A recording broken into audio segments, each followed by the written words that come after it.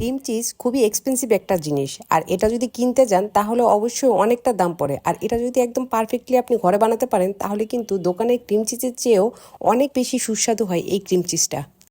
আমি এখানে 1 কেজি দুধে ছানা কেটে নিয়েছি। ছানাটাকে খুব ভালোভাবে ধুয়ে এরকম একটু ড্রাই করে নিয়েছি। এখন এটা ব্লেন্ডারে জারে দিয়ে 2 টেবিল চামচ বাটার, 2 টেবিল চামচ টক দই আর সামান্য একটু লবণ দিয়ে খুব ভালোভাবে ব্লেন্ড করে নিব। একবারে কিন্তু এটা স্মুথ হবে না। এইরকম একবার ব্লেন্ড করার পরে এখানে আমি 2 টেবিল চামচ হেভি ক্রিম দিয়ে দিব।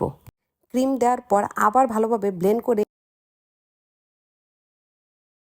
এইরকম স্মুথ টেক্সচার আসলে তারপরেই হয়ে যাবে। এখন একটা বাটিতে ট্রান্সফার করে এটা আমি সারা রাতের জন্য রেখে দিব ফ্রিজের নর্মাল চেম্বারে। ব্যাস তৈরি হয়ে গেল আমার এই মজার ক্রিম চিজ।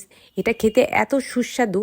এটা দিয়ে আমি একটা ম্যাঙ্গো চিজ কেক বানিয়েছিলাম, খুবই মজার। এই চিজ কেকের রেসিপি যদি আপনাদের লাগে তাহলে অবশ্যই আমাকে কমেন্ট করে জানাবেন, তাহলে আমি এই রেসিপি দিব। Thank you for watching my video.